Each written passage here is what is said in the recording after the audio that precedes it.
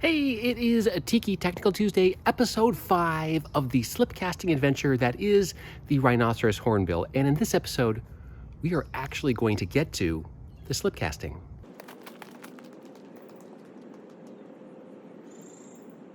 It is 6:45 in the morning, and I'm going to give you a peek at what we do every morning and what we've been doing every morning for months, and that is casting these birds. Now, Mrs. VanTiki and I are still recovering from COVID, so we're only going to work a half day today.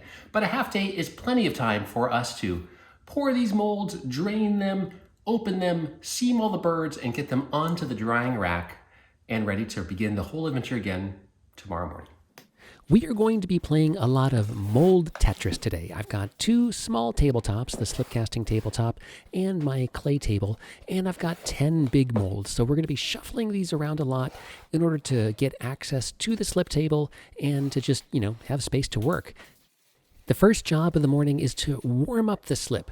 Overnight, the slip in the tank has gelled. It's turned into kind of like a big block of slip jello, and I need to warm it up by turning on the mixer and agitating the slip, and I let it go for a solid 10 minutes, and then once it's flowed and mixed for 10 minutes, it's ready to run through the pump and pour into the molds.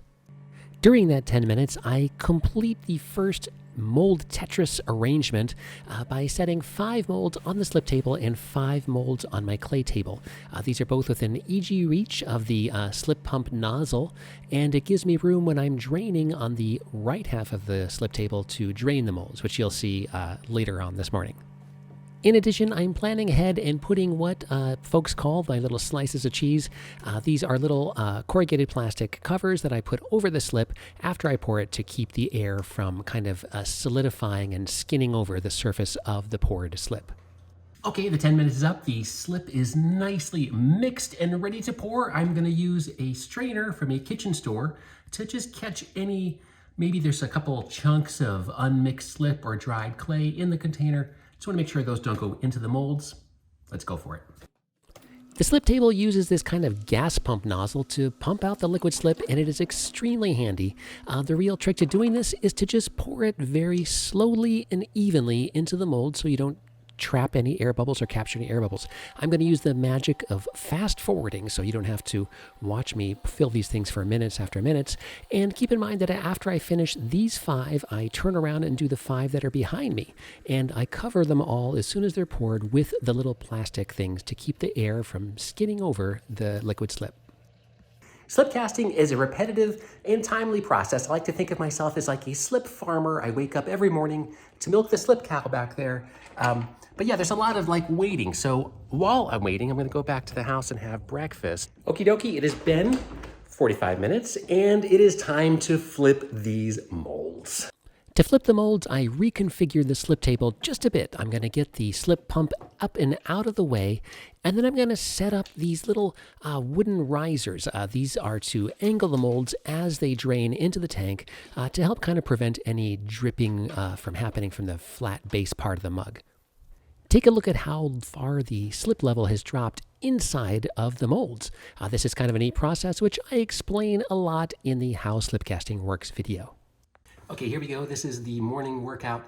Draining these molds is a little tricky because of the shape of the horn in the hornbill. It can capture slip, so I've got to drain it and then come back and then wiggle it and drain it, and well, you'll see.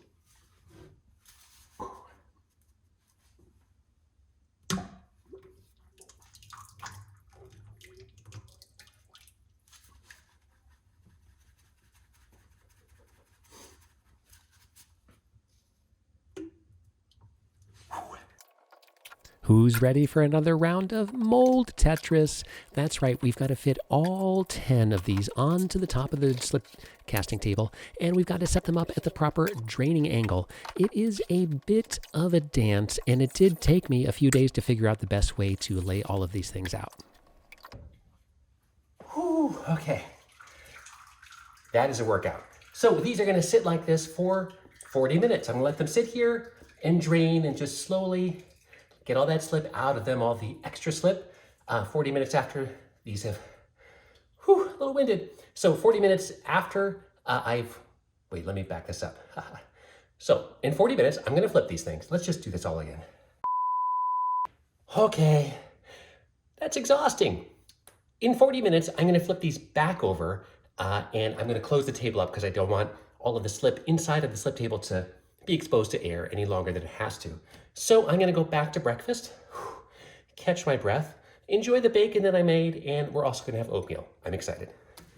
40 minutes later, it was time for another round of mold Tetris. We moved all of the molds to the clay table, which unfortunately I forgot to film. And then it's time to clean off the slip table. I use this little acrylic piece that I cut on the laser, which perfectly fits the slats on the table, and it lets me quickly scrape off all the dried clay back into the slip tank. I then sponge down the table and cover it with plastic to keep things from drying out.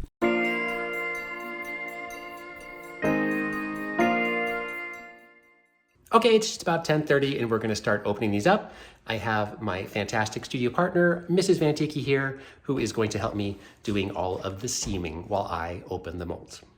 Okie dokie, it's time to open up those molds. Now, I'm going to be using the Cheryl Mud Tools soft yellow kidney. Mine is marked number 3, and it's fantastic because I can go in, just as you see, cleaning off all of the extra clay, and it doesn't damage the plaster mold. It's a soft kind of polymer kidney tool, and it's just safe for the molds.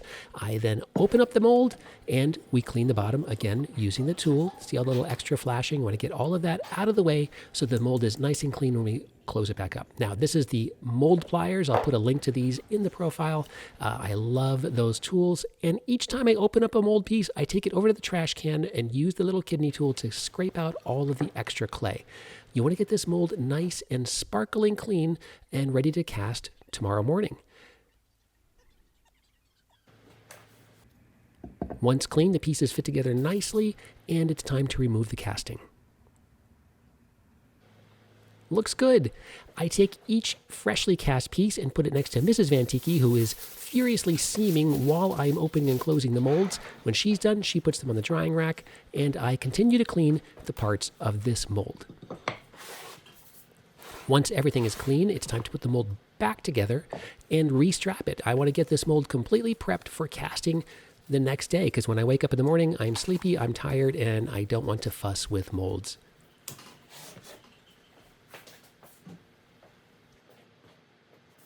Okay, so I got all 10 molds opened, cleaned, and put back together. So I am now going to help Denise seaming mugs. Now, in the meantime, Denise has been working away and has done all of these. In the end, I only do 3 of them out of the 10, and she does all the rest. And I am so grateful that she is here because it would take me forever to do all of these by myself. Okay, so let's talk about seaming and what we're talking about when we say seaming. We're talking about all of these, well, these seams that run all around the mold. Anywhere where 2 pieces of the mold came together, they leave this, it's called flashing, this seam line that we gotta take care of. And we also have to remove this, the leftover from the well, the area that the slip entered the mold. So that is what we remove. We use some special tools. These are my favorites. We've got a fresh bucket of water. We have a very, very soft ceramic sponge. We've got a medium sponge, and we've got a big, like, Home Depot sponge cut in half. I also like to use an X-Acto knife and this little wire loop tool that I've had for ages. And I mean ages and ages. Over the years, I have completely polished with my fingers and the clay dust, the brass, I guess they're called ferrules on this tool. And the absolute craziest thing is if you look really closely at this top wire loop, I've actually eroded away the steel in the center of it with all the seaming that I've done over the past, 5 or 6 years. It's nuts. I like to start the seaming process by removing the pore spout. This is the well, this is the spot that the slip entered the mold through, and it's got to go. And I'll remove the bulk of it, and then I'll use this kind of remaining edge to help me align my X-Acto knife as I cut out the last bit. And it keeps the edge nice and square on the mold. Once it's removed, I go into the pottery sponge, and I just smooth out that edge. This is going to be the edge of the mug, so I want it to be nice and smooth and mouth friendly, although people are probably going to use a straw with this. Then I move on to the seam proper. I will use the loop tool to kind of knock down the bulk of the seam, and then I'll go back and smooth out that area with my fingers. I like to compress the surface of the clay down. Clay is weird, it has a memory, and sometimes the seams can come back if you don't go back and compress them. Other tools that I like to use when knocking down the seam, besides the loop tool and my finger, is I use the classic sponge on a stick. I think it's a fantastic way of kind of smoothing things out, recompressing the clay, and just making sure that that seam does not return during the firing process. The final pass is done with a very, very soft, it almost feels like a makeup sponge, and I will smooth out the entire surface area where the seam was to just really make that seam invisible. I like to seam in stages. I'll do the back half of the casting first, and then I spin the thing around and I'll do the front leading edge of the casting. I just think this works out easier for me. The steps are the same. I will use the loop tool and then end up using the sponge on the stick and then finish things out with the super smooth pottery sponge that feels like a makeup sponge. And once it's done, it is off to the drying rack. Okay, it's noon and here we go. All 10 hornbills have been cast and seamed and they look fantastic. They're going to sit here for an hour or so to dry, just to get a little more firm, and then I'm gonna come back into the studio and number them. So I will wrap this up, this day of casting, in about an hour. All right, it's been a little over an hour. I believe that these have firmed up enough for me to be able to put the edition numbers on the bottom. To do that, I'm gonna be using this tool. It is my favorite little tool for carving into the bottom of mugs. I got it at Tokyo Hands in Japan when we lived there back in 1998, and I like the tool so much, and I was so worried about losing it that when we returned to Japan on a vacation, like in 2002 maybe, I bought another one just in case I lose this one. I keep track of the day's castings on this casting log, which tracks how much dwell time the molds have, how long I would let them rest, and most importantly, exactly what edition numbers we cast on that morning. Once I've got the morning numbers figured out, I permanently inscribe them into the bottom of the castings, and we set them onto the drying rack.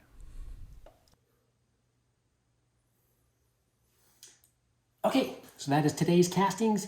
Done, editioned, and onto the drying rack. Now, these edition numbers are a tricky thing. Many artists interpret edition numbers in different ways. I want to break down how I do edition numbers, and I'm going to wait, though, until tomorrow because we're going to hit a very special benchmark at the end of tomorrow's castings. See you then.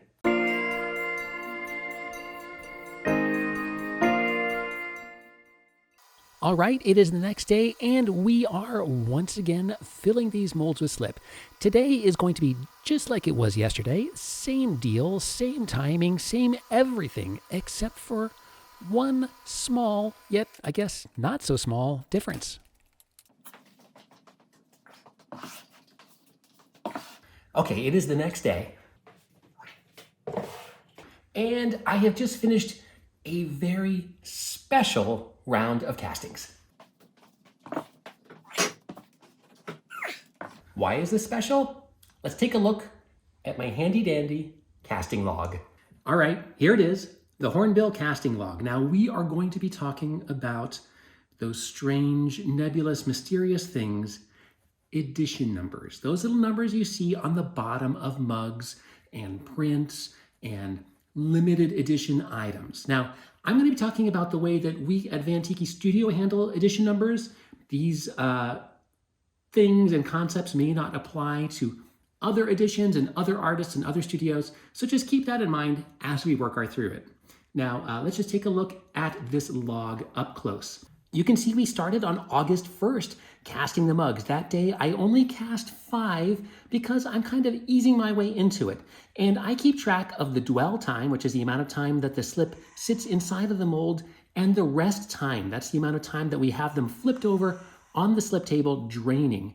And these numbers can fluctuate because I'm trying to maintain a standard thickness throughout the whole edition number, but as the molds absorb more water throughout the week, as the weather patterns change throughout the week, they may require more dwell time or more rest time. You can see here, I noted that I should try 15 minutes of dwell time tomorrow instead of the 45 because I thought that the molds were just a little damp, and so we switched over.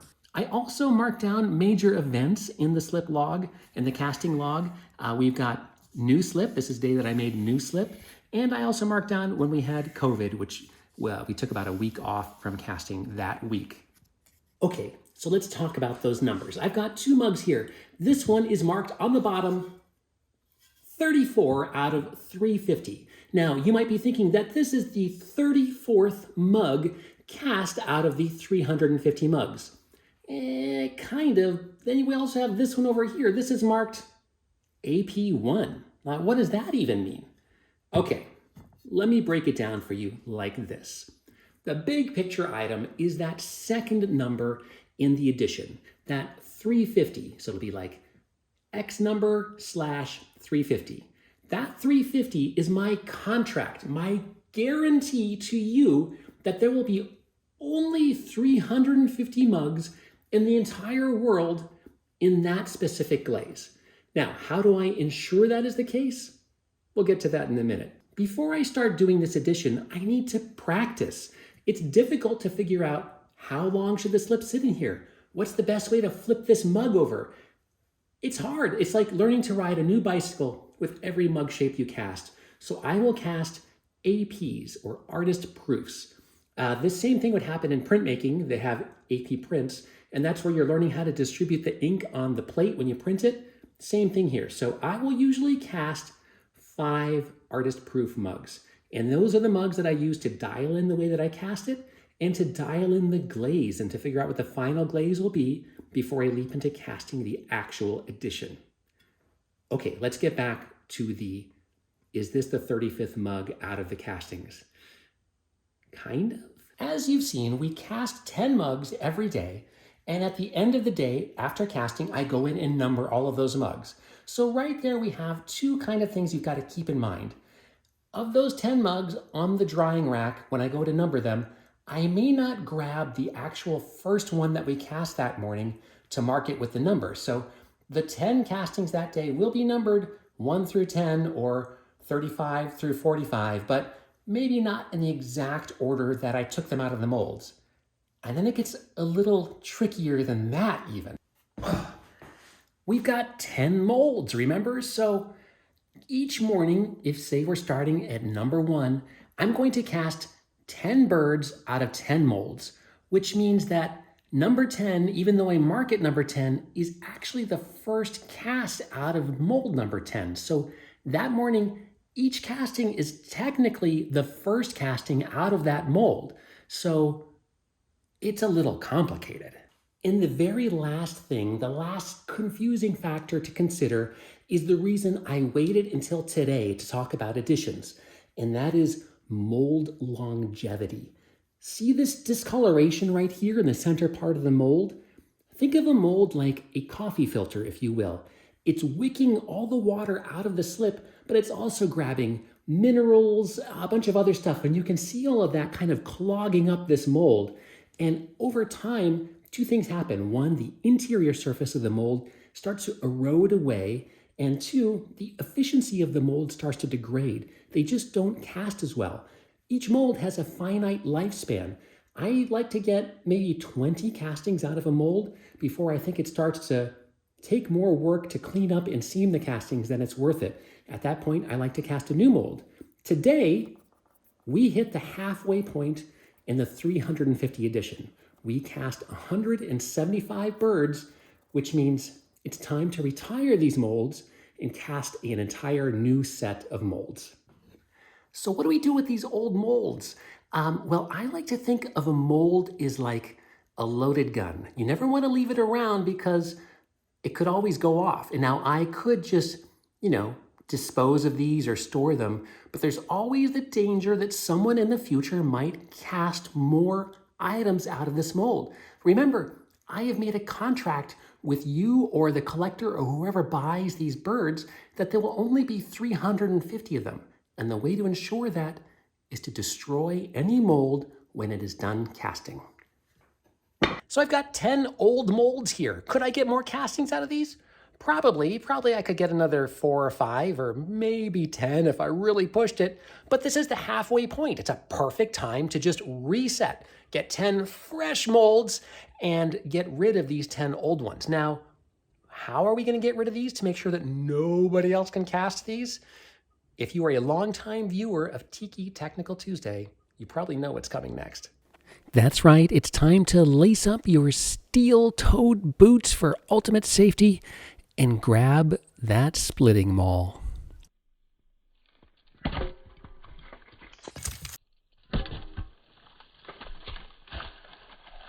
Okay, I know a lot of you are going to be like, why did you ruin those beautiful molds?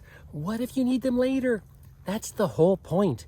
I should never need them later. Remember, that edition number is a contract between you and me, and that means that I will never in the future cast more of these models. Now, not only am I going to destroy these, when the edition is completely done, I'm going to destroy those fancy silicone masters that we made as well. Does it hurt me to destroy these molds?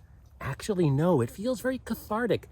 I put a ton of time and labor into these, and we've worked with them so intensely, it feels good to come to the end of the process and to destroy them. I love closing that contract, if you will, with the collector. So there you have it. There is the casting process and our edition system explained. That, I think, brings us to the end of this episode of Tiki Technical Tuesday. And in the next episode, we will be bisque firing these and glazing them. I think it just might be the final episode in the story of the Rhinoceros Hornbill Mug. I can't wait to get there. I can't wait to dive into glazing, and I will see you then.